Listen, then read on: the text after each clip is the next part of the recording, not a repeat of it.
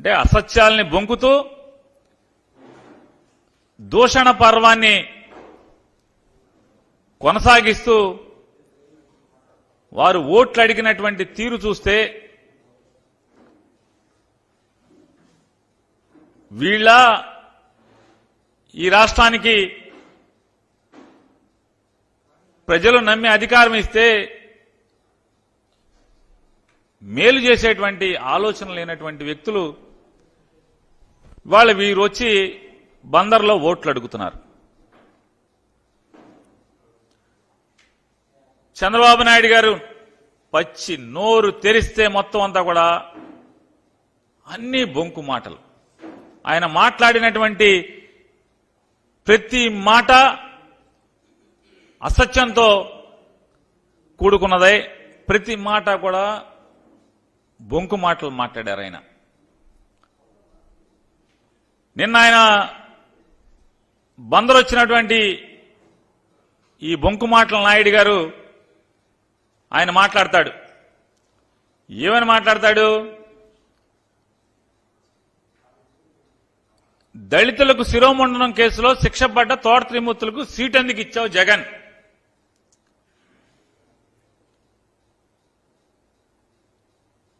Bail ఎందుకు, judge గారితో మాట్లాడి బెయిల్ ఎందుకు ఇప్పించావు జగన్ తోట త్రిమూర్తులను జైల్లో వేయకుండా?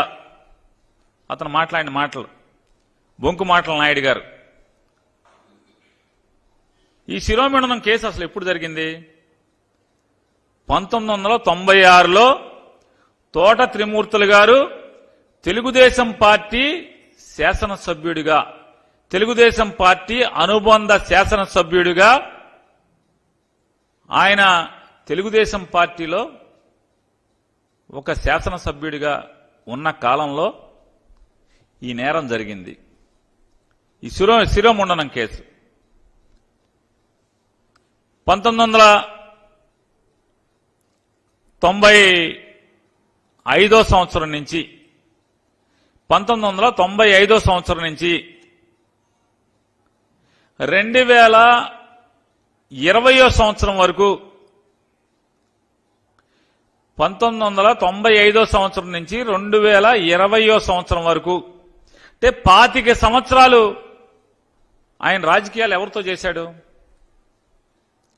ఎవరు జెండా పట్టుకుని చేశారు? ఎవరు పక్కన కుర్చీలో కూర్చుని రాజకీయాలు నడిపాడు? అంటే వయసు మీద పడ్డ చంద్రబాబు నాయుడు గారు ఎంత బొంకు మాటలు నాయుడు అనేది దీనికోసమే. 95 నుంచి దాదాపుగా 95 నుంచి 2020 సంవత్సరం వరకు చంద్రబాబు నాయుడు గారి కుర్చీలో పక్కన కూర్చోబెట్టుకుని ప్రతిసారి ప్రతి ఎన్నికల్లో సీట్ ఇచ్చి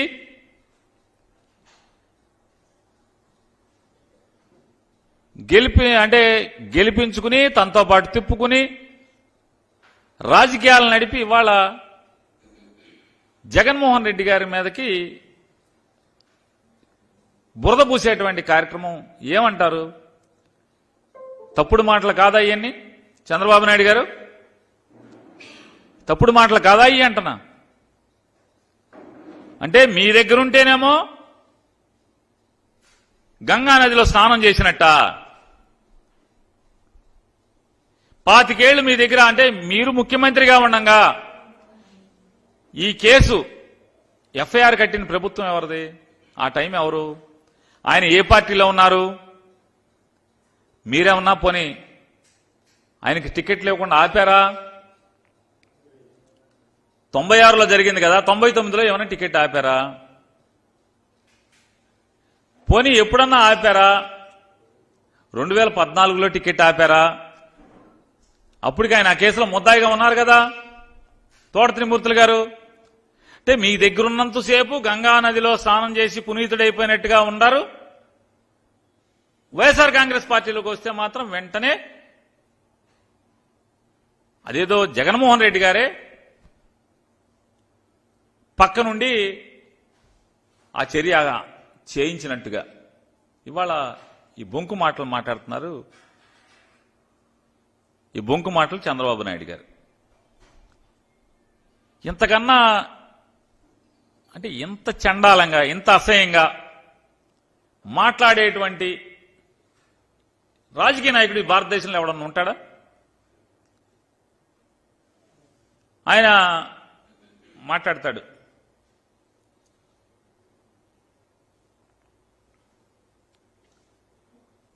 ఎంత ప్రతి మాట ఎంత పచ్చి అబద్ధం అంటే, నేనంట నీతులు నానేనంట, ఆయన్ని బూతులు తిడతాకే నాకు మంత్రి పదవి ఇచ్చారంట. ఆయన నేను పవన్ కళ్యాణ్ గారిని, నేను చంద్రబాబు నాయుడు గారికి, బొంకుమాటల నాయుడు గారికి సవాల్ విసురుతున్నాను.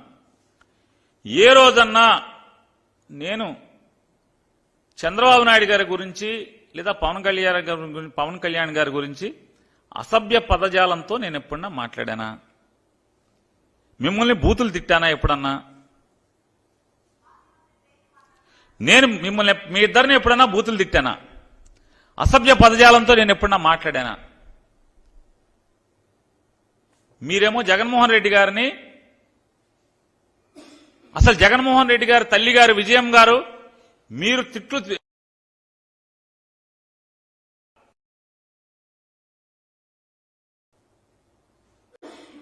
పచ్చిగా మాట్లాడతారు. మీరు ఎంత మాట పడితే అంత మాట మాట్లాడతారు జగన్మోహన్ రెడ్డి గారిని. జగన్మోహన్ రెడ్డి గారి పార్టీ జెండా మోసేవాడిగా, ఆ పార్టీ శాసనసభ్యుడిగా, తన సహచర మంత్రిగా మీకు కౌంటర్ చేయకూడదు, మిమ్మల్ని ఎదురు ప్రశ్నించకూడదు, మీకు నీతులు చెప్పకూడదు. ఎందుకయ్యా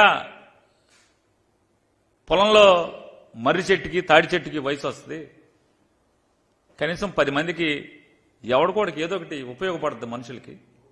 కనీసం ఇంత వయసు వచ్చి ఈ రకంగా మాట్లాడటం కరెక్టేనా అని మిమ్మల్ని ప్రశ్నిస్తే నేను నీతులు నానిని, మిమ్మల్ని బూతులు మాట్లాడతాను. ఏం బూతు మాట్లాడాను ఏ రోజన్నా? చంద్రబాబు నాయుడు గారు మిమ్మల్ని, పవన్ కళ్యాణ్ గారు నేనేం బూతులు మాట్లాడాను? మిమ్మల్ని ఏం బూతులు మాట్లాడాను? ఇంకా మీ వయసుకి తగ్గట్టు ప్రవర్తించకుండా 75 ఏళ్ల వయసు వచ్చి 14 ఏళ్ల ముఖ్యమంత్రి అని చెప్పుకునేటువంటి మీరు ఎంత కిరాతకంగా నా కుమారుడు పేర్ని కృష్ణమూర్తిని మీరు ఎంత దిగజారి మాట్లాడుతున్నారు. నా కొడుకు గంజాయి అమ్ముతాడా? ఇంతకన్నా ఎందుకు వయసునేది? ఈ వయసు, ఆ వయసు ఒంటి మీద వయసుకి తగ్గ మాట్లాయి. మరి ప్రజాసేవ చేయాలనేటువంటి ఆకాంక్షతో, బలమైన ఆకాంక్షతో రాజకీయాలకి అడుగుపెట్టి 4 సంవత్సరాలు నీ కొల్లు రవీంద్ర లేదా నీ పార్టీ నాయకులందరూ కూడా ఇళ్లలో పడుకుని, మీతో సహా అందరూ ఇళ్లలో పడుకుంటే అతను కరోనాలో ప్రాణాలకు తెగించి ఐసీయూ వార్డులో కూడా బందర్లో కరోనా బారిన పడినటువంటి ఏ పేషెంట్ని అడిగినా కూడా పేర్ని కృష్ణమూర్తి సేవల గురించి ఈ రోజు కూడా మాట్లాడతారు. కరోనాలో ప్రాణాలు పోతుంటే ఐసీయూ వార్డులోకి వెళ్లి అందరితో పలకరించి, అందరికీ స్వాంతన మాటలు చెప్పి, మీ ఇంట్లో వాళ్ళు బయట నుంచునున్నారు, వాళ్ళు ఈ కబురు చెప్పమన్నారని మీకు వీళ్ళ ఫోటోలు తీసి వాళ్ళతో మాట్లాడి వీడియో తీసి అవన్నీ కూడా వాళ్ళ కుటుంబ సభ్యులకి చూపించి, ఇదిగో మీ ఇంట్లో మీ నాన్నగారు లేకపోతే మీ భార్య గారు, మీ కొడుకు ఇదిగో ఇలా మాట్లాడుతున్నాడు, ఇదిగో ఇలా ఉన్నాడు అని చెప్పి దాదాపుగా ప్రతి పేషెంట్ వాళ్ళ తాలూకాకి చూపించేవాడు. డాక్టర్లతో సమానంగా లోపల వార్డులో ప్రాణాలకు తెగించి తిరిగాడు. బెడ్లు కావాలంటే బెడ్లు అందించడం, ఎప్పుడు 24 గంటలు అదే పనిలో ఉంటే నూనూకు మేసాలటువంటి నవ యువకుడు మొదటిసారి రాజకీయాల్లో పోటీ చేస్తుంటే ప్రజలు గుర్తిస్తే 75 ఏళ్ళ వయసు వచ్చినటువంటి చంద్రబాబు నాయుడు ఇంత పాపం మాటలు మాట్లాడుతున్నాం. ఇంజనీరింగ్ చదువుకుని ప్రజలకు ఏదో ఒకటి చేయాలి, నా ఊరికి ఏదో ఒకటి చేయాలని చెప్పేటువంటి ఆకాంక్షతో మేము చెప్పాం. ఇట్లాంటి దుర్మార్గులు ఉంటారా బాబు? చంద్రబాబు లాంటి ఆయన పార్టీలో మసిలేటువంటి దుర్మార్గులు చాలా మంది ఉంటారు. అవసరమా ఈ జీవితం మనకి? చెప్పినా కూడా ఎవరో చంద్రబాబు లాంటో లేకపోతే కొల్లు రవీంద్ర లాంటో పాపభీతి లేనటువంటి దుర్మార్గులు ఉన్నంత మాత్రాన వాళ్లకు దడిచిన ప్రజాసేవ మానుకుంటానా అని చెప్పి అతను తిరుగుతున్నాడు. అటువంటి నవయువకుడు గురించి ఇంత పచ్చి పాపం మాటలు మాట్లాడుతున్నారు మీరు. సరే, భగవంతుడు ఉన్నాడు. ఏంటి మత్స్యకారులకు గుదిబండగా మారిందంటే 2017 జీవో. 2017 జీవో అసలు ఏంటి? ఆ జీవోలో ఏముంది అంటే ఎంతసేపు మోసపు మాటలు. ఎక్కడైతే 100 హెక్టార్లు పైబడి ఉన్నటువంటి చెరువులు ఎక్కడైతే ఉంటాయో, గ్రామానికి సంబంధించినటువంటి ప్రభుత్వ చెరువులు ఎక్కడ ఉంటాయో ఆ చెరువుల్లో ఖచ్చితంగా పేరుదేమో మత్స్యకారుల సంఘాన్ని, దోచుకునేదేమో అగ్రవర్ణాలు, డబ్బున్న వాళ్ళందరూ కూడా వాళ్ళని అడ్డం పెట్టి బినామీలుగా దోచుకుంటున్నటువంటి పరిస్థితులు ఈ ప్రభుత్వం చూసి ఖచ్చితంగా ఆ సంఘ సభ్యులకి బ్యాంక్ అకౌంట్లోకి ఆ డబ్బులు వెళ్ళాలి అనేటువంటి జీవో తెస్తే దాన్ని తప్పుగా చిత్రీకరించడం. మీ గుండెల మీద చేసుకు చెప్పండి, ఈ జీవో ఏం తప్పు ఉందో. ఊరికే 2017 జీవో అంటుంది అయితే ఆ జీవోలో ఏంటి, జీవో సారాంశం ఏంటి? ఇటువంటి పాపపు మాటలు, బురదేసి విషపు మాటలు ఆయన మాట్లాడతాడు. దేశానికి ఎందరో మహనీయులను అందించినటువంటి గడ్డ కృష్ణా జిల్లా. ఇప్పుడు కొత్తగా గుర్తుకొచ్చింది కృష్ణా జిల్లా ఎందరో మహనీయులను అందించింది. జాతీయ జెండా రూపశిల్పి పింగళి వెంకయ్య ఈ గడ్డపైనే పుట్టాడు. మొట్టమొదటి జాతీయ జెండా ఎగిరింది ఇక్కడే. బ్రిటిష్ హయాంలో బందరు ఓ వెలుగు వెలిగింది బందరు బ్రిటిష్ హయాంలో. 2014 నుంచి 19 దాకా చంద్రబాబు హయాంలో ఏం జరిగింది? ఒక్క అధికారి, జిల్లా కలెక్టర్తో సహా ఒక్క అధికారి కూడా బందర్లో ఉండేవాడు కాదు. మొత్తం అందరూ బెజవాడలో ఉండేవాళ్ళు. ఆఖరికి ఆగస్టు 15, జనవరి 26 జాతీయ జెండా కూడా కలెక్టర్ వచ్చి ఎగరేసేవాడు కాదు. డిఆర్ఓతో ఎగరేయించేవాళ్ళు. జిల్లా అధికారులందరూ కూడా బెజవాడలో కాపురం ఉండేవాళ్ళు. వారం సోమవారం ఒక్కరోజు అది కూడా వాళ్ళకు బుద్ధి పుడితే గ్రీవెన్స్కి వచ్చి కాసేపు గంట కూర్చుని వెళ్ళిపోయేటువంటి పరిస్థితులు. అది కూడా కలెక్టర్ ఎక్కువ రోజులు వచ్చేవాడు కాదు. జాయింట్ కలెక్టర్నో డిఆర్ఓనో కూర్చోబెట్టేవాళ్ళు. వారం సోమవారం ఒక్కరోజే కాస్తో కోస్తో ఆ గ్రీవెన్స్ పేరుతో ఒక గంట సేపు అధికారులు కూర్చుని వెళ్ళిపోయేవాళ్ళు. ఇది చంద్రబాబు నాయుడు ఏలుబడిలో బందరకు ఉన్నటువంటి దుస్థితి. ఇవాళ ఈయన వచ్చి అసలు మామూలుగా ఈయన ఇప్పుడే రాజకీయాల్లోకి వచ్చినట్టు చంద్రబాబు నాయుడు గారు, ఈయన ఇంత క్రితం ఎప్పుడు ముఖ్యమంత్రి చేయనట్టు, ఇప్పుడే వచ్చి నన్ను ముఖ్యమంత్రి చేయండి అని మొదటిసారి ఓట్లాడుకున్నట్టుగా బిల్డప్ ఇస్తున్నాడు ఈ బిల్డప్ బాబాయ్. ఇవాళ బందర్కి మళ్ళీ వెలుగేలా వచ్చింది? 2022 సంవత్సరం మార్చి మాసంలో ఈ రాష్ట్ర ముఖ్యమంత్రి వైఎస్ఆర్ కాంగ్రెస్ పార్టీ అధ్యక్షుడు జగన్మోహన్ రెడ్డి గారు తన ఎన్నికల మేనిఫెస్టోలో ఇచ్చినటువంటి హామీని అమలు చేస్తూ కృష్ణా జిల్లా బెజవాడ క్రీనీడలో ఎలా అయితే మసకబారిపోయిందో, బందరు చరిత్ర గతమెంతో ఘనమైనటువంటి బందరు చరిత్ర బెజవాడ క్రీనీడలో ఎలా మసక మారిపోయిందో ఆ మసక తుడిచేయటానికి బెజవాడని సపరేట్ జిల్లాగా ఎన్టీఆర్ జిల్లాగా నామకరణం చేస్తూ బందరు పార్లమెంట్ పరిధిలో ఉన్నటువంటి 7 అసెంబ్లీ నియోజకవర్గాలని కలిసి పాత కృష్ణా జిల్లాగా ఏర్పాటు చేయటం వల్ల మళ్లీ బందర్కి పూర్వ వైభవం తీసుకొచ్చినాడు ఎవడయ్యా అంటే సత్తా ఉన్నాడు జగన్మోహన్ రెడ్డి గారు. 2014 నుంచి 19 దాకా, లేదా 2004కు ముందు మీరు ముఖ్యమంత్రి చేశారు కదా, బందరు గురించి ఎందుకు పట్టించుకోలేదు? ఇవాళ మీరు పింగళ వెంకయ్య గారిని తీస్తారు, జాతీయ జెండా గురించి చెప్తారు. బ్రిటిష్ టైంలో బందరు చరిత్ర ఘనమంట. మరి నువ్వే కదా నల్లదొర పరిపాలించావు 14 ఏళ్లు, నీ ఏలుబడులు ఏమైపోయింది? ఇవాళ ఇటువంటి బొంకు మాటలు మాట్లాడాడు ఆయన. ఈ బొంకు మాటలు కాక ఏంటది? ఇవాళ ఆయన మాట్లాడుతూ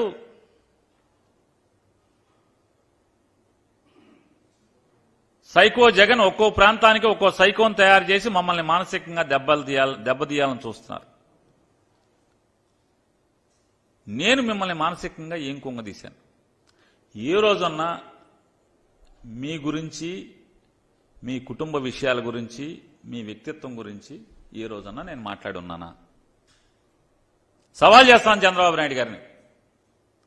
ఎప్పుడన్నా మీ వ్యక్తిత్వాన్ని హననం చేసేట్టు, మీ రాజకీయ జీవితం గురించి తప్పితే, మీరు తీసుకున్న నిర్ణయాల గురించి తప్పితే, మీరు మాట్లాడినటువంటి అసత్యాల గురించి తప్పితే నేను ఎప్పుడన్నా మిమ్మల్ని కించపరుస్తూ నేను మాట్లాడాను? ఇవాళ మీరు ఈ రకమైనటువంటి విషాన్ని జిమ్మేటువంటి కార్యక్రమం చూసుకుని, విషపు డబ్బా ఇడ్చుకుని బస్సు ఎక్కి ఊరూరా తిరుగుతున్నారు హెలికాప్టర్ వేసుకుని. మీరు ఆయన చెప్తాడు 5 ఏళ్ల పాలనలో బందరుకు ఏం చేశాడో చెప్పే ధైర్యం పేరునా నీకుందా అని. ఎస్, దమ్ము ఉంది, ధైర్యం ఉంది. 5 ఏళ్లలో నేనేం చేశాను, జగన్మోహన్ రెడ్డి నాయకత్వంలో మచిలీపట్నానికి ఏం చేశానో దమ్ముగా చెప్పే ధైర్యం ఉంది. కృష్ణా జిల్లాకి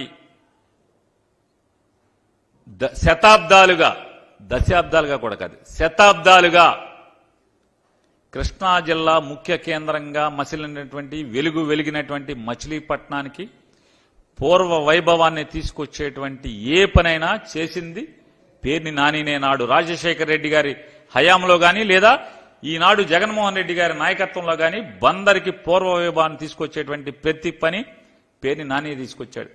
కృష్ణా యూనివర్సిటీని మచిలీపట్నంలో స్థాపించటానికి గాని పేర్ని నాని కారణం. నాడు రాజశేఖర రెడ్డి గారు ఉన్నప్పుడు మచిలీపట్నంలో ప్రభుత్వ పాలిటెక్నిక్ కాలేజీని స్థాపించడానికి పేర్ని నానినే కారణం.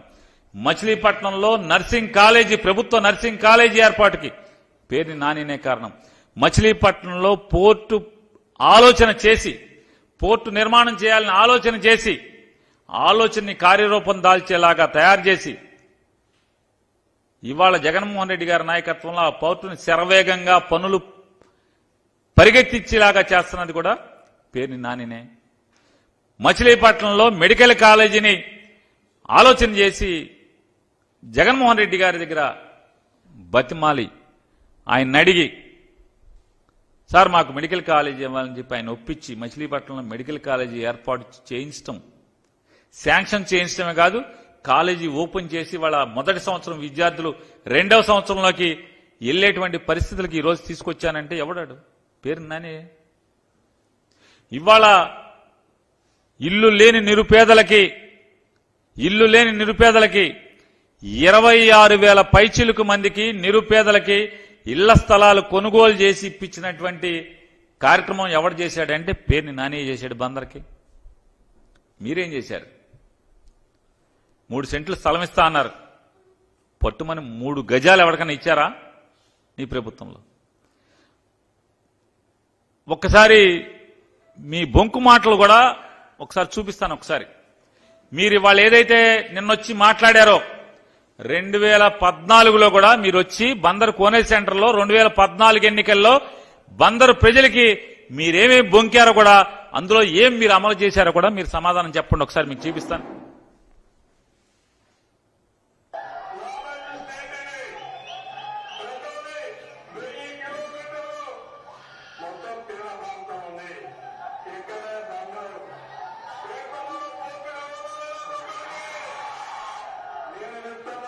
పోర్టు కావాలా వద్దా తమ్ముళ్ళు?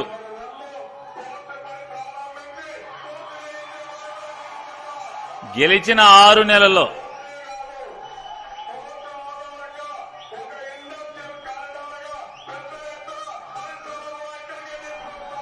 బందరికి పరిశ్రమలు కూడా తెస్తాడు.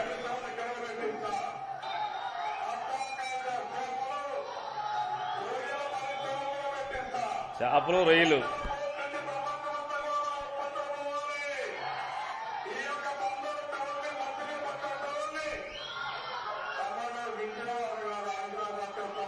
బెజవాడ కాదు, హైదరాబాద్తో సమానంగా చేస్తా.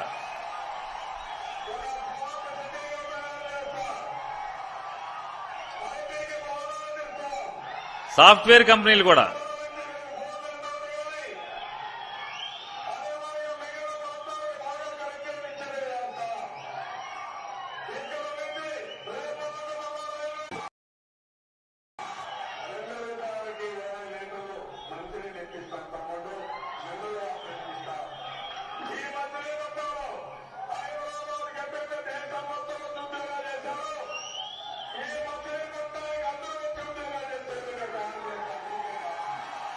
హైదరాబాద్ ని ఉద్యోగాలకు బంద్ వచ్చేట్టు చేస్తా అంట.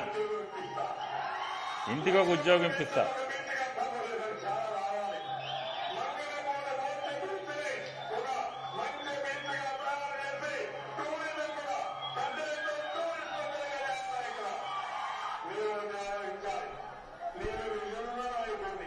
విజన్ ఉన్న నాయకుడు.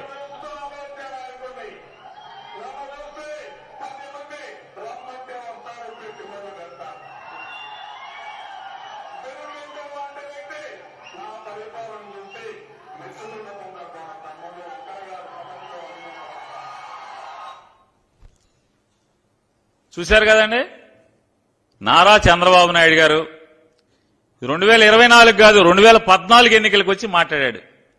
నిన్నేం మాట్లాడాడు? 2024కి వచ్చి పోర్టు పూర్తి చేస్తాను, మళ్లీ పరిశ్రమలు తెస్తాను, రేపల్లికి రైలు మార్గం వేస్తాను. ఇంతకన్నా దగాకోరు ఎవడన్నా ఉంటాడా చెప్పండి? ఇది నేను ఇట్లాంటివి మాట్లాడితే నన్ను బూతులు తిడుతున్నా అని మాట్లాడతాడు. ఇది బూతులా? ఎవరు బూతు? ఇది కదా బూతు? ఇది కదా బూత్ అంటున్నా. ఇన్ని సొల్లు కబుర్లు చెప్పినటువంటి సొల్లు కబుర్ల చంద్రబాబు నాయుడు మా ఊరికి చెప్పిన మాట ఏది చేయకపోగా, ఏ ఒక్క మాట చేయకపోగా 5 సంవత్సరాలు మా ఊరిలో ఉన్నటువంటి 22 గ్రామాలని బలవంతపు భూసేకరణ పేరుతో 33,000 ఎకరాల పేద సన్నకారు రైతాంగం భూమిని మొత్తాన్ని బలవంతపు భూసేకరణ నోటిఫికేషన్ ఇచ్చి బంధనాల్లో పెట్టి, క్రాప్ లోన్ లేకుండా, పంటకి సాగునీరు ఇవ్వకుండా, పెళ్లి చేసుకుంటాకో అక్కరకో తాకట్టు పెట్టేటువంటి అవకాశం కూడా లేకుండా కాల్చుకు తిన్నటువంటి ఈయన 2019 మార్చి 7వ తారీఖున బందర్ పోర్టుకు శంకుస్థాపన పేరుతో వచ్చి జరగనటువంటి శంకుస్థాపన, దానికి ఎన్విరాన్మెంటల్ క్లియరెన్స్ లేదు, అలాగే బ్యాంక్ లోను శాంక్షన్ కాలేదు. అసలు ఎన్విరాన్మెంటల్ క్లియరెన్స్ లేకుండా పనెట్టం మొదలెడతారు? బ్యాంక్ లోన్ లేకుండా పనెట్టం మొదలవుతుంది? భూసేకరణ చేయకుండా 33,000 ఎకరాల భూసేకరణ నోటిఫికేషన్ ఉంది. 33,000 ఎకరాల భూసేకరణ నోటిఫికేషన్ ఉండగా మీరు ఎలా పని మొదలెడతామని చెప్పారు మీ ప్లాన్ ప్రకారం?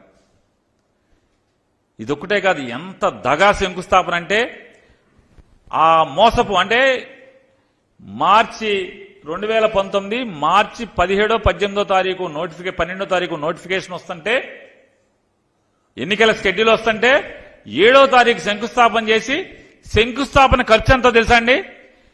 8,60,00,000 రూపాయలు శంకుస్థాపన ఖర్చు. 8,60,00,000 రూపాయలు శంకుస్థాపన ఖర్చు. ప్రతిదీ లెక్క ఉంది, కావాలంటే పోస్టులో మీకు పంపిస్తాను, రిజిస్టర్ పోస్టులో. చంద్రబాబు నాయుడు గారు మూడో ఆఫీసులో మీ 8,60,00,000 రూపాయలకి ప్రతిదానికి దేనికి ఎంత వాడారో, ఏ లెక్కలు రాశారో, ఈ దొంగ లెక్కల ఏ లెక్కలో కంగారే ఉందా? ఇన్ని ఉన్నాయి. 8,60,00,000 అంటే జరగని పోర్టుకి పనులకి శంకుస్థాపన పేరుతో 8,60,00,000 నాకేశారు. మీరు నీతుల గురించి చెప్తున్నారు, నన్ను నీతులు నాని అని చెప్పి మీరు మాట్లాడుతున్నారు. ఇవాళ నేను చంద్రబాబు నాయుడు గారిని ఒకటే మాట్లాడుతున్నాను, ఇన్ని బొంకు మాటలు ఏదైతే 2014లో మీరు ఏదైతే చెప్పారో అయ్యే మాటలు మళ్ళీ 2024లో కూడా మీరు మా ఊరు వచ్చి చెప్తున్నారు. అంటే చెప్పటానికి మీకు సిగ్గులేదా? ఇంటాకి మాకు సిగ్గులేదా? 2014లో చెప్పి 19 దాకా 5 ఏళ్లు మీరు ముఖ్యమంత్రి పదవి వెలగబెట్టి, మళ్ళీ 24లో మీరు అయ్యే హామీలు అయ్యే మాటలు వచ్చి మీరు బందర్లో సభలో మీరు చెప్తున్నారంటే, అంటే మేము బందరోళ్ళని ఏమనుకుంటావు? పిచ్చోళ్ళం అనుకుంటారా? ఏమనుకున్నా చంద్రబాబు నాయుడు గారు బందరోళ్ళని? మేము పిచ్చోళ్ళం అనుకుంటున్నారా మీరు? చెప్పావు కదా 5 ఏళ్లు బందర్లో ఏం చేశామని. ఇంకా కావండి, ఇంకా చెప్పే దమ్ముంది, ఇంకా చాలా ఉన్నాయి పనులు పేరు నాని చేసినాయి. ఈ 5 ఏళ్లలో బందర్కి పోర్టు పనులు మొదలుపెట్టి శరవేగంగా ప్రభుత్వంతో నిర్మాణం చేయిస్తున్నాను. మెడికల్ కాలేజీ శాంక్షన్ చేయించి మెడికల్ కాలేజీ నిర్మాణం పూర్తి చేశాను. మొదటి సంవత్సరం తరగతులు ప్రారంభమై పూర్తి అవుతున్నాయి. మొదటి సంవత్సరం ఫిషింగ్ హార్బర్ పనులు జరుగుతున్నాయి. 26,000 మంది నిరుపేదలకు పట్టాలు ఇచ్చాం. బందర్లో అనేక గ్రామాల్లో అనేక వార్డుల్లో రోడ్ల నిర్మాణం చేశాం, అభివృద్ధి కార్యక్రమాలు చేశాం, మంచినీళ్ళు సమృద్ధిగా వేసవి కాలంలో కూడా ట్యాంకర్తో పని లేకుండా పంపులో మా ఊళ్ళో మోటార్కి నీళ్లు పట్టుకునేటువంటి దమ్ముగా నీళ్లు ఇస్తున్నాం. ఇవాళ మీరేం చెప్పారు? 20 లీటర్లు 2 రూపాయలు క్యాన్లు నీళ్లు ఇస్తా అని చెప్పారు. ఇచ్చారా? ఏ హామీ అమలు చేశారు? 3 సెంట్లు స్థలం ఇస్తా అన్నారు, ఇచ్చారా? ఆడపిల్లకి పుడితే 25,000 రూపాయలు డిపాజిట్ చేస్తాన్నారు, చేశారా? కాపుల్ని బీసీ చేస్తాన్నారు, చేశారా? మత్స్యకారులను ఎస్సీ చేస్తాన్నారు, చేశారా? రజకుల్ని ఎస్సీ చేస్తాన్నారు, చేశారా? ఏ హామీ నిలబెట్టుకోలేదు కదా మీరు. మా ఊరికి ఏం చేశారు? దమ్ముగా అసలు ఈ రాష్ట్రానికి ఏం చేశారు చెప్పే దమ్ముందా? నేను అడుగుతున్నా.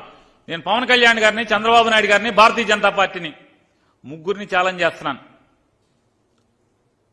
2014 నుంచి 18 దాకా మీరు ముగ్గురు కలిసి వెళ్ళారు ఈ రాష్ట్రాన్ని.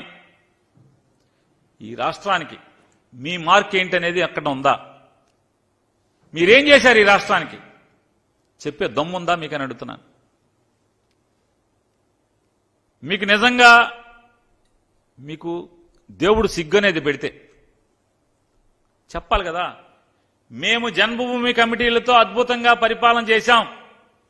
Telugu Desam party, Bharatiya Janata party, Pawan Kalyan party ముగ్గురం కలిసి అదే జన్మభూమి కమిటీల్ని మళ్లీ తీసుకొస్తాం అని చెప్పే దమ్ముందా మీకని అడుగుతున్నాను. దమ్ము లేదు. లేకుండా ఏం చెప్తున్నారు? జగన్మోహన్ రెడ్డి గారు ఏర్పాటు చేసినటువంటి వాలంటీర్ల వ్యవస్థను నేను కొనసాగిస్తాను. జగన్మోహన్ రెడ్డి గారు 5,000 గౌరవ వేతనం ఇస్తున్నాడు, నేను 10,000 ఇస్తాను. ఇది మీ జారుడు బండ రాజకీయం. ఇది మీ విలువలు, వ్యక్తిత్వం. జగన్మోహన్ రెడ్డి అమ్మఒడి 15,000 ఇస్తా అంటే నేను 20,000 ఇస్తాను. చేయూత జగన్మోహన్ రెడ్డి గారు సంవత్సరానికి 75,000 ఇస్తానంటే నేను 1,00,000 ఇస్తాను. 5 ఏళ్లకి 75,000 ఇస్తా అంటే నేను 5 ఏళ్లకి 1,00,000 ఇస్తాను, లేకపోతే 2 లక్షలు ఇస్తాను. జగన్మోహన్ రెడ్డి గారు 2,70,000 కోట్ల రూపాయలు నేరుగా సంకల్ప బలంతో ఈ రాష్ట్రంలో ఉన్నటువంటి కోట్లాది మందికి ఆర్థిక పరిపుష్టి కలగజేస్తే శ్రీలంక అయిపోద్ది ఈ రాష్ట్రం. ఈ రాష్ట్రం దివాళా తీస్తుంది. 2 సంవత్సరాలకే జగన్ గవర్నమెంట్ దివాళా తీస్తుంది, ఇంటికి వెళ్ళిపోద్ది, రద్దు అయిపోద్ది ప్రభుత్వం అని అవాకులు చవాకులు పేలినటువంటి ఇదే చంద్రబాబు నాయుడు గారు, ఇదే పవన్ కళ్యాణ్ గారు, ఇదే భారతీయ జనతా పార్టీ. ఇవాళ జగన్మోహన్ రెడ్డి గారు ప్రతి పథకాన్ని కాపీ కొట్టి సుమారుగా 5 ఏళ్లలో 6 లక్షల కోట్ల రూపాయల హామీలు ఇప్పటికి ఇచ్చారు, ఇంకా ఇస్తారంట. సరాసరి నేరుగా డబ్బులు ప్రజలకు వేసేటువంటి కార్యక్రమాలు 6 లక్షల కోట్ల రూపాయలంట. ఇవాళ చంద్రబాబు నాయుడు గారిని మరీ నేను గట్టిగా నిలదీసి ప్రశ్నిస్తున్నా. మీ బొంకు మాటలు ఆపి నా గురించి కూడా మీరు చాలా మాట్లాడారు. మా ఊళ్ళో కుళ్ళ అబద్ధం ఒకటి ఉంది. కుళ్ళ అబద్ధం నీతో పాటు తిరుగుతూ ఉంటాడు ఒక ఆయన. ఆ కుళ్ళ అబద్ధం ఏది చెవులో చెప్తే అదల్లా మీరు మాట్లాడారు. నేను చెప్పేదేమో నీతులు. ఆయన ఎవరో రామ్ నితీష్ అని మాల్ కట్టుకుంటే బైపాస్ రోడ్లో నేను ఎన్ఓసి ఇవ్వకుండా డబ్బులు డిమాండ్ చేశానని మీరు మాట్లాడారు. నేను పవన్ కళ్యాణ్ గారిని అట్లాగే ఆ సభలో పాల్గొన్నటువంటి చంద్రబాబు నాయుడు, మరీ ప్రత్యేకించి చంద్రబాబు నాయుడు గారిని, ఎందుకంటే ఈ బందరు కుళ్ళు అబద్ధం చెప్పినటువంటి ప్రతి అబద్దాలని నోటితో వల్లివేసిన వాడు చంద్రబాబు నాయుడు కాబట్టి ఆ కుళ్ళు అబద్ధం చెప్పినటువంటి మాటల్ని విషం చిమ్మినటువంటి చంద్రబాబు నాయుడిని ప్రశ్నిస్తున్నా.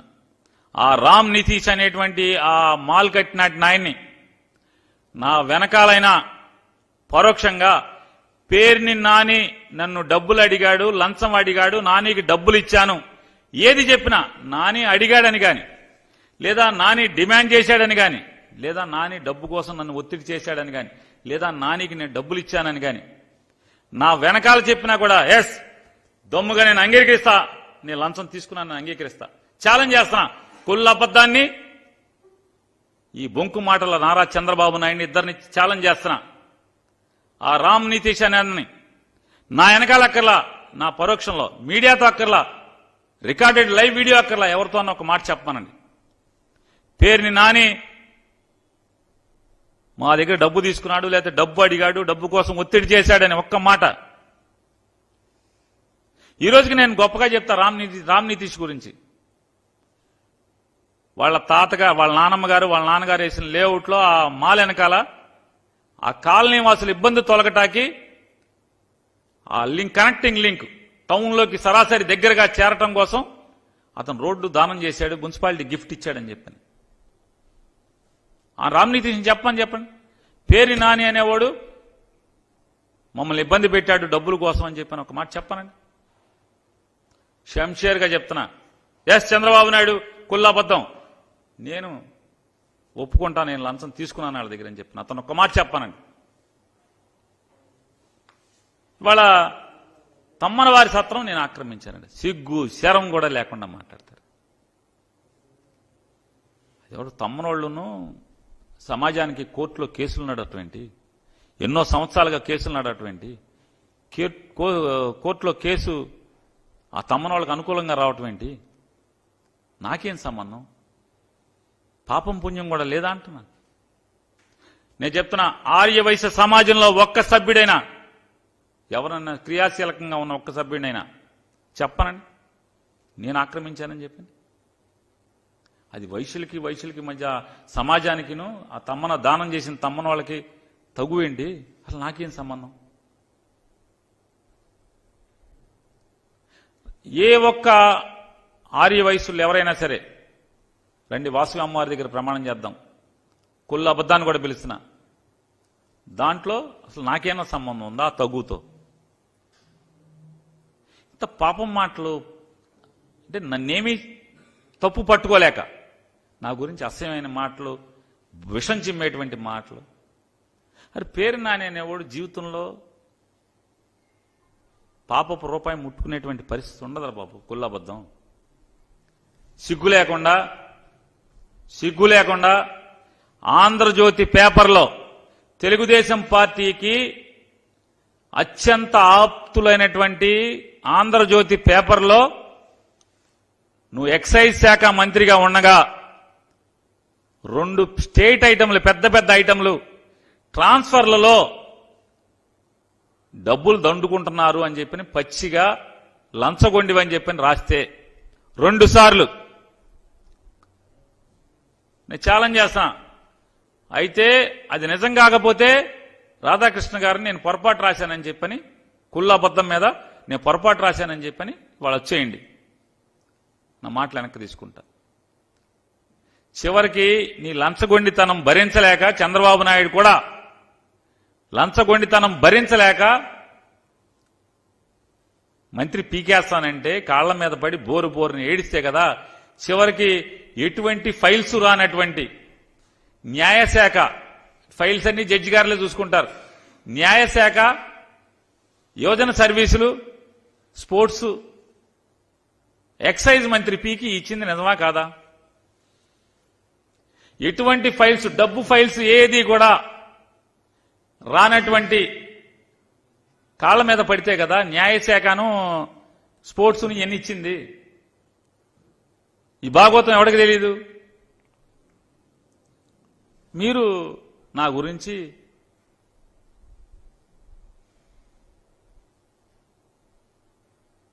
ఏదో మాటలు, తప్పుడు మాటలను చంద్రబాబుతో కూడా చెప్పిస్తాం. ఇవాళ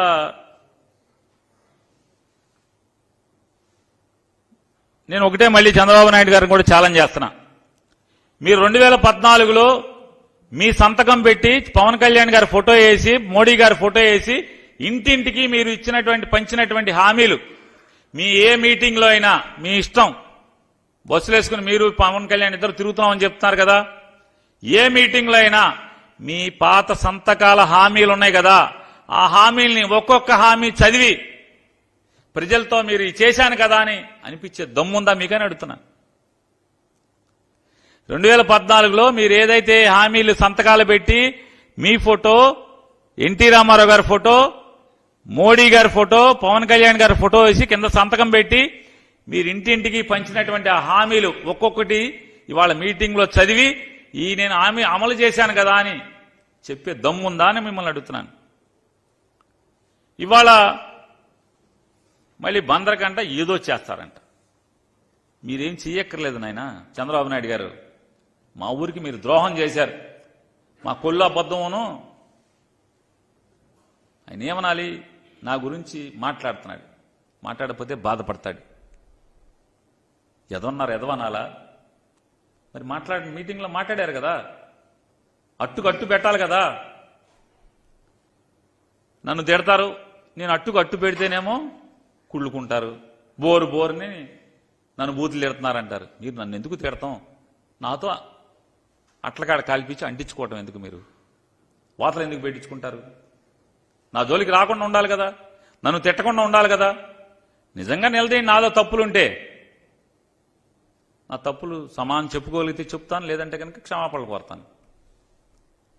ఇవాళ బందర్లో ఉండాల్సినటువంటి BEL company Bharat electronics limited 1937లో అయ్యగారి రామ్మూర్తి పంతులు గారిచే స్థాపించబడినటువంటి ఆంధ్ర సైంటిఫిక్ కంపెనీ, అయ్యగారి రామ్మూర్తి పంతులు గారిచే స్థాపించబడినటువంటి 1937లో ఆంధ్ర సైంటిఫిక్ కంపెనీ 1981లో దాంట్లో ఉన్న కార్మికుల పోరాట ఫలితంగా అప్పటి కేంద్ర ప్రభుత్వం భారత్ ఎలక్ట్రానిక్స్ లిమిటెడ్కి దాన్ని జాతీయం చేస్తే, భారత్ ఎలక్ట్రానిక్స్ లిమిటెడ్లో మెర్జ్ చేస్తే, బందర్లో బైపాస్ రోడ్లో గోసంగం భూమిలో నిర్మించాల్సినటువంటి బెల్ కంపెనీ నిమ్మకూరికి ఎందుకు తరలిపోయింది 2015లో?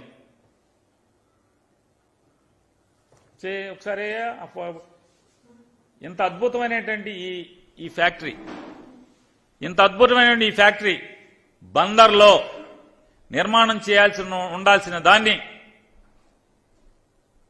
నారా లోకేష్ నిమ్మకూరిని దత్తత తీసుకున్నాడని చెప్పని మా కొల్లు అబద్ధము చంద్రబాబు నాయుడు నారా లోకేష్ కలిసి బందర్ నుంచి దాన్ని నిమ్మకూరు పట్టుకుపోయారా, పట్టుకుపోలేదా?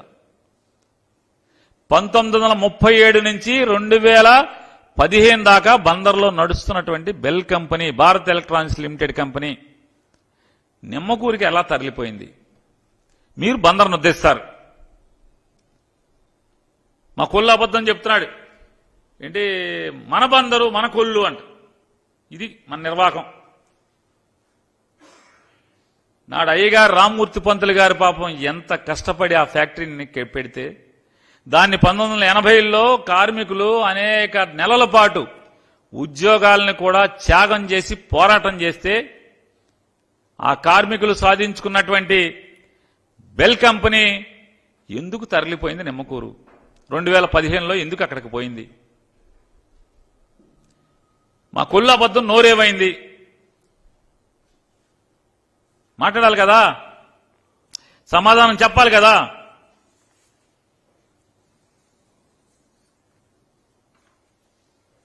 ఇవాళ పవన్ కళ్యాణ్ గారు కూడా నా గురించి మాట్లాడారు. ఆయన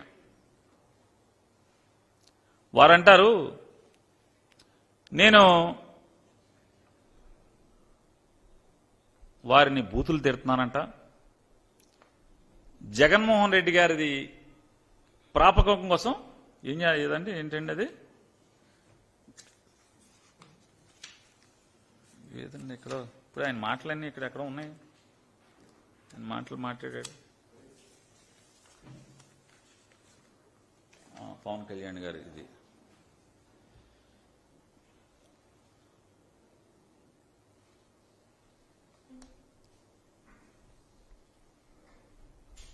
బందరు ఎమ్మెల్యే ఆకురౌడీకి హెచ్చరిస్తున్నా, నీది నాది ఒకే కులమైతే నేను నీకు అలుసా, జగన్ దగ్గర ఊడిగం చేసుకో, కుక్క పిల్లలా పాకు. నేను ఆయన అడుగుతున్నా, మీ మేనల్లుడు గారు రోడ్ యాక్సిడెంట్లో దురదృష్టవశాత్తు యాక్సిడెంట్ పాలై ఆయన సినిమా రిలీజ్ కోసం ఆ ప్రొడ్యూసర్లు ఆ డైరెక్టర్లు వచ్చి మిమ్మల్ని ఆడియో ఫంక్షన్కి వచ్చి మీరు కనుక మంచి మాట మాట్లాడితే ఆ సినిమా హిట్ అయితే ఆ అబ్బాయికి కూడా మానసికంగా స్థైర్యాన్ని ధైర్యాన్ని ఇచ్చిన వాళ్ళు అవుతారు. రమ్మని మిమ్మల్ని పిలిస్తే మీరు ఆ సభకెళ్ళి ఏంటి మీరు మాట్లాడింది? నన్ను బూతులు కదా తిట్టింది? నన్ను మీరు ఆ సభలో మాట్లాడిన మాటలేంటి? నన్ను బూతులు కాదా? మీ ఇష్టం, మీరు సినిమా హీరో, మీరు చాలా గొప్పోళ్ళు, మీరు మాత్రం నన్ను ఏరా ఒరే సన్నాసి ఎదవా మీ ఇష్టం వచ్చినట్టు తిడతారు. నేను అన్నీ మూసుకు కూర్చోవాలి. నేను పౌరుషంగా కాపు పెట్టినా కదా, ఎందుకు మూసుకు కూర్చుంటాను? మీరు అట్టు పెడితే అట్టున్నారు పెడతా. ఎందుకు ఊరుకుంటానంటున్నా? ముందు నన్ను ఆ రోజు ఆ సభలో తిట్టింది ఎవరు? మీకేం హక్కు ఉంది? ఏనాడన్నా మీ దగ్గరకు వచ్చి సెల్ఫీ కోసం నేను ఎప్పుడన్నా వచ్చానా? ఏనాడన్నా మీ ఆటోగ్రాఫ్ కోసం వచ్చానా? ఏనాడన్నా మీ పార్టీలో చేరతాను మీ దగ్గరికి వచ్చానా? ఏనాడన్నా మీ పార్టీ టికెట్ నాకు ఇప్పించు అని ఆ బాబు అని నీ దగ్గరికి వచ్చానా? ఏనాడన్నా మా ఇంట్లో శుభకార్యం ఉంది మా ఇంటికి రమ్మని నేను ఎప్పుడన్నా పిలవటానికి వచ్చానా? మనిద్దరికి సంబంధాలు లేవు కదా. నన్నెందుకు దుర్భాషలాడారు? మీరు సమానం చెప్పాలి కదా. అంటే మీరు దుర్భాషలాడితే నేను దుర్భాషలాడినా? మీరు అట్టు పెడితే అట్టున్నారు పెట్టమా? మన పౌరుషంగల జాతి కదా మందే. నేను అదే చెప్పా. మరి నన్ను ఎందుకు ఒక రాష్ట్ర మంత్రిని, చిత్ర పరిశ్రమకు సంబంధించినటువంటి సినిమాటోగ్రఫీ మినిస్టర్గా కూడా లేను ఆ రోజు. నేను చలనచిత్ర అంటే సినిమాటోగ్రఫీ కాకుండా ఫిల్మ్ డెవలప్మెంట్ కార్పొరేషన్ ఏదైతే ఉందో ఆ ఫిల్మ్ డెవలప్మెంట్ కార్పొరేషన్కి మంత్రిగా ఉన్నాను. మీరు ఆ ఆడియో ఫంక్షన్కి వెళ్ళి ఎందుకు నోరు జారి మీ ఇష్టం వచ్చినట్టు తిట్టారు నన్ను? తిట్టినప్పుడు ఉంటుంది కదా, న్యూటన్స్ లానే కదా ఇది, న్యూటన్స్ లా కదా, ఉండదా? మీకేనా పౌరుషం ఉంది, నాకు లేదా? నేను అదే జాతే, నాకు పౌరుషం ఉందని మీకు చెప్పాను. నేను తర్వాత ఎప్పుడన్నా మళ్ళీ మన ఇద్దరం నేనేమన్నా తేడాగా మాట్లాడానా? మా కొల్లు అబద్ధం చెప్తున్నాడు, చెప్పుచ్చుకు తిరుగుతానని. మరి పవన్ కళ్యాణ్ ఓడి చూపిస్తే కాపు నా కొడకల్లారా, చెప్పుచ్చుకు కొడతా నా కొడకల్లారా అంటే మా దగ్గర ఉన్నాయే 2 చెప్పులు, నోరు జారబాకు, మంచిది కాదు అని చెప్పాను. నేనేం తిట్లా, మంచిది కాదు ఇది అని చెప్పి మాట్లాడాను. ఏంటి తప్పేంటి? నేనేం తప్పు చేశానంటున్నా? నేను ఆయనలాగా పవన్ కళ్యాణ్ గారు మీకులాగా చెప్పు తెగిపోద్ది వైసీపీ కాపు నా కొడకల్లారా అని మీరు మాట్లాడారు. మీరు మాత్రం ముతక భాష ఏది కావాలంటే అది మాట్లాడతారు. మీరు అంటే మా అమ్మ నాన్నలు కానీ మిమ్మల్ని తిట్టమని, నిన్ను చంద్రబాబుని తిట్టమని వదిలేశారా మమ్మల్ని బజారు మీద? ఏంటి అసలు మీ బాణి ఏంటి? నేను తిట్టలేదే. నోరు జారబాకాయా, మా దగ్గర కూడా 2 ఉన్నాయి, దగ్గర 1 ఉందేమో అని చెప్పాను. దానికి ఆయన మాట్లాడతారు. ఆఖరికి పవన్ కళ్యాణ్ గారు చివరికి ఒక యువకుడు రాజకీయాల్లోకి వస్తే ఇంజనీరింగ్ చదువుకుని జనానికి ఏదో చేద్దాం, ఊరికేదో చేద్దాం అని చెప్పని ఉత్సాహంగా ముందుకొచ్చి నిలబడితే మీ ఇష్టం వచ్చినట్టు రౌడీనా? కొల్లు రవిడి అతను చుట్టూ ఉండేటువంటి మొత్తం అంతా కూడా మర్డర్లు చేసిన వాళ్ళు, అటెంప్ట్ మర్డర్లు చేసిన వాళ్ళు, రౌడీ షీటర్లే అతని దగ్గర ఎక్కువగా తిరుగుతుంటారు కాదా? కనుక్కోండి ఒకసారి. అతని కార్యానకాలు ఫాలో అయ్యేది ఎవరుంటారు? ఇవాళ ఒక నవయువకుడి గురించి భయం 3 మాట్లాడుతున్నారు. అతని వయసు ఎంత? 3 పదులు నిండలేదు, ఇంకా ఒక పదవి చేయలేదు. పవన్ కళ్యాణ్, చంద్రబాబు నాయుడు ఇద్దరు కలిసి ఆ యువకుడి గురించి మాట్లాడటం, దుర్భాషలాడటం. ఇక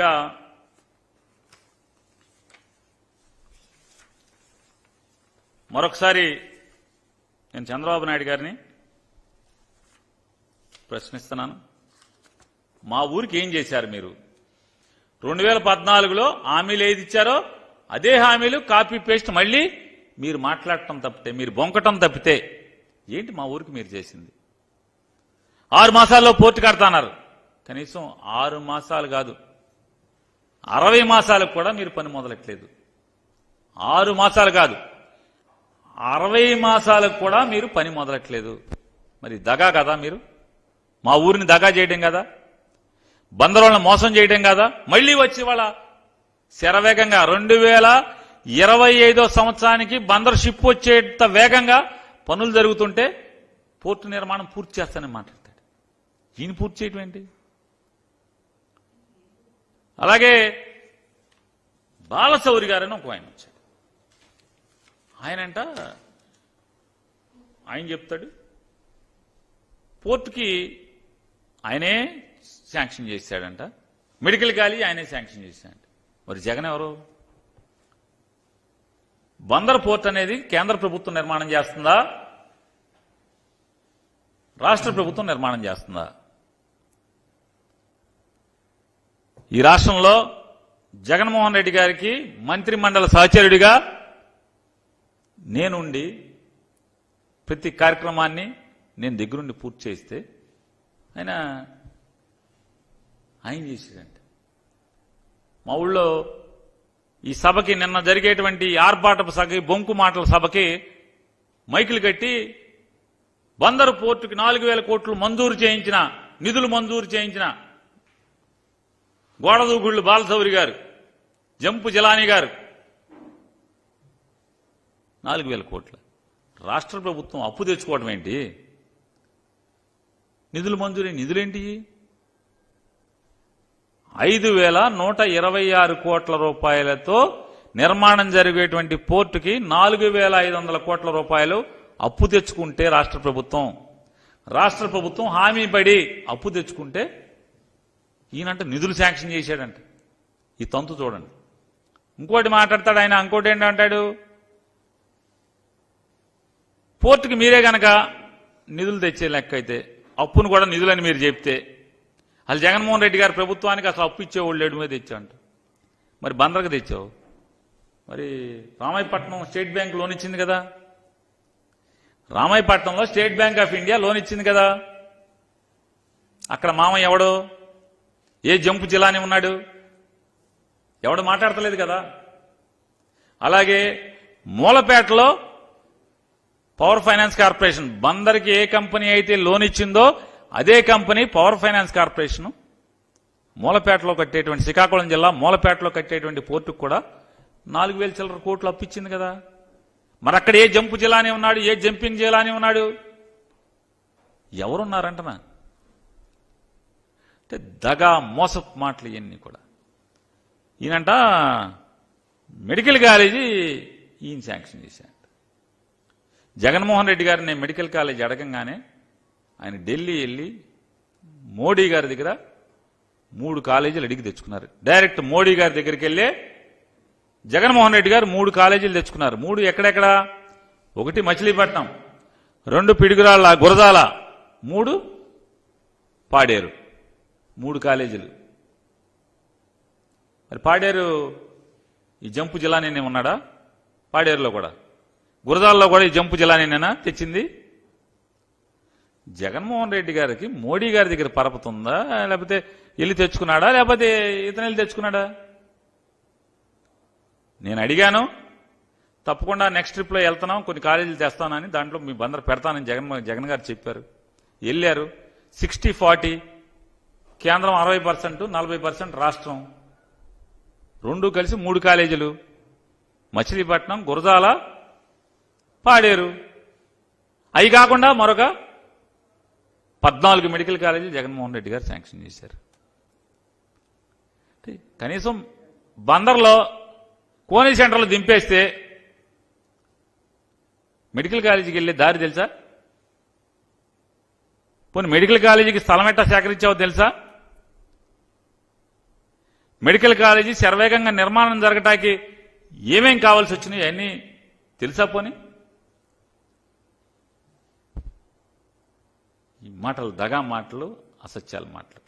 నిన్న ఆయన మాట్లాడతాడు, చంద్రబాబు నాయుడు గారు నాకు అండగా ఉంటే రేపల్ రైలు మార్గం వేసేస్తాను. 5 ఏళ్ళు మనం ఎవడున్నాడు? 2019 నుంచి 24 దాకా ఎవడు ఎంపీ? మచిలీపట్నం రేపల్లికి 2019 సంవత్సరంలో 19-20 సంవత్సరంలో రైట్స్, రైల్వేకి సంబంధించినటువంటి రైట్స్ సంస్థ సర్వే చేసి రిపోర్టు రైల్వే బోర్డుకి ఇచ్చింది. ఎందుకని శాంక్షన్ చేయించలేదు? ఎందుకనే అడుగుతున్నా. చంద్రబాబు నాయుడు గారు కూడా చెప్పారు కదా, 14 నుంచి 19 దాకా మచిలీపట్నం రేపల్లె రైలు మార్గం నేను శాంక్షన్ చేయిస్తానని. ఇవాళ వీళ్ళు మళ్ళీ కొత్తగా రేపల్లె చేస్తాం అంటే పదవి ఉన్నప్పుడు చేయరు, కొత్తగా ఓట్లు వేయడానికి మాత్రం చేస్తారు. నాకు ఓట్లు వేయండి చేస్తాను, నాకు ఓట్లు వేయండి చేస్తాను. ఇవాళ మీ ద్వారా ఆంధ్రప్రదేశ్ రాష్ట్ర ప్రభుత్వ ఉద్యోగులకు కూడా నేను ఒక మాట చెప్పదలుచుకున్నాను.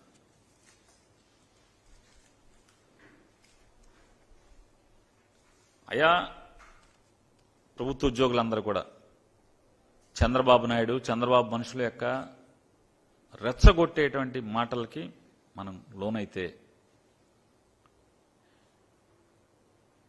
2019కి ముందు ఈ రాష్ట్ర ప్రభుత్వ ఉద్యోగులు ఎంత నరకం చూశారో, లేదా 2004కు ముందు ఎంత నరకం చూశారు ఈ రాష్ట్ర ప్రభుత్వ ఉద్యోగులు, ఒక్కసారి జ్ఞప్తికి తెచ్చుకోండి.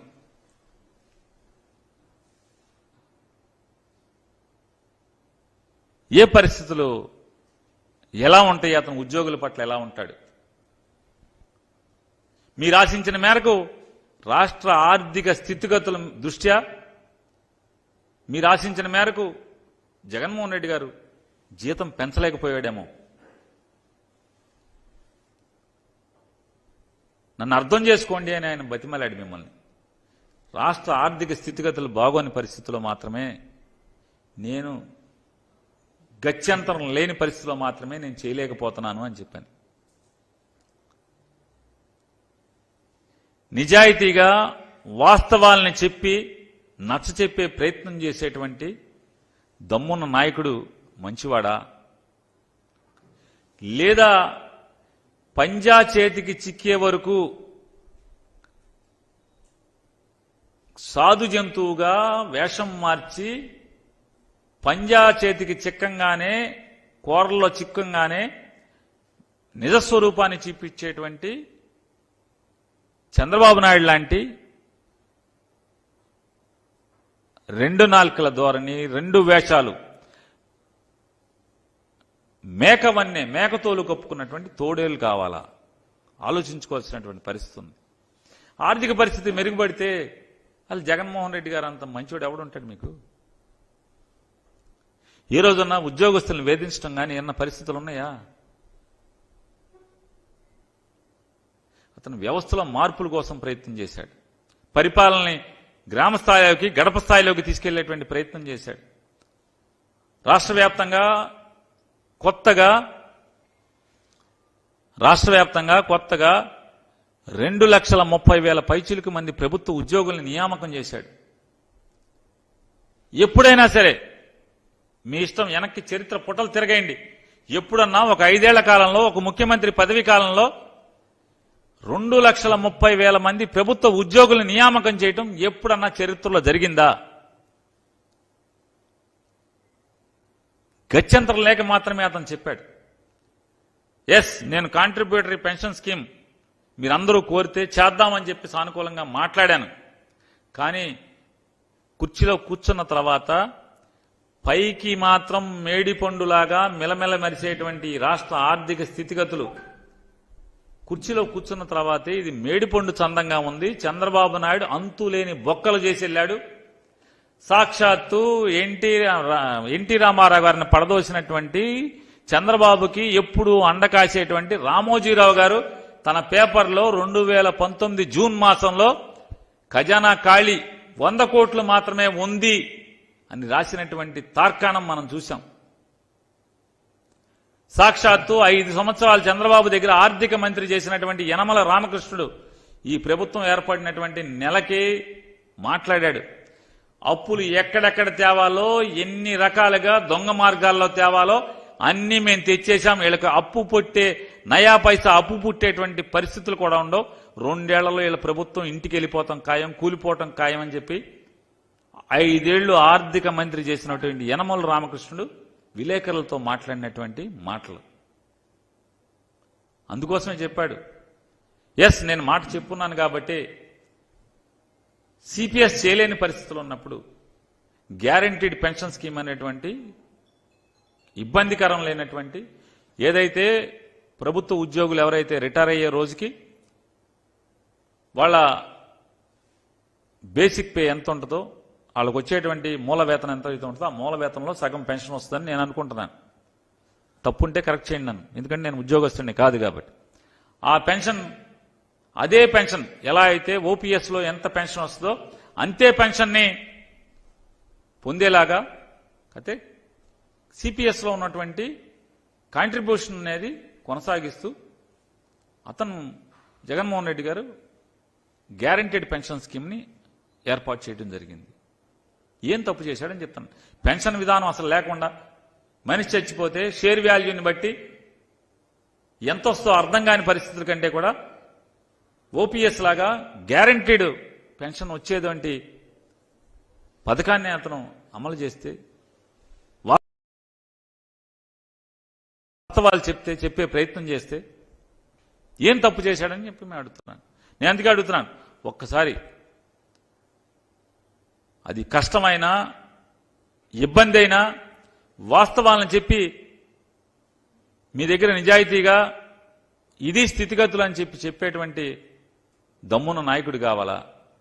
ఇవాళ ఓట్ల కోసం రెచ్చగొట్టి గడిచిన 14 ఏళ్లలో చుక్కలు మీకు చుక్కలు, రాత్రి కాదు పగల చుక్కలు చూపించినటువంటి ప్రభుత్వం నడిపినటువంటి ఇటువంటి చంద్రబాబు నాయుడు కావాలా అనేది ఒక్కసారి ఆలోచించుకోమని చెప్పని కూడా రాష్ట్ర ప్రభుత్వ ఉద్యోగస్తులందరినీ కూడా నేను రిక్వెస్ట్ చేస్తున్నాను.